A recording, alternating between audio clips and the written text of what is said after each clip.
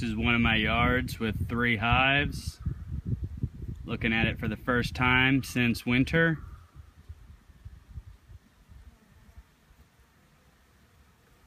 This hive looks really good.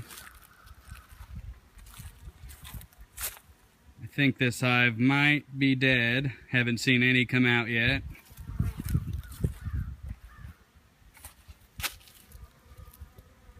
This hive also looks very good. Been seeing lots of bees coming in and out, carrying pollen back already.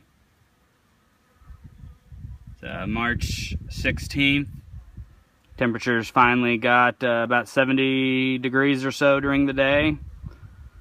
So I'll probably open these up in about a week or so, just to see how things are looking, if temperatures stay warm.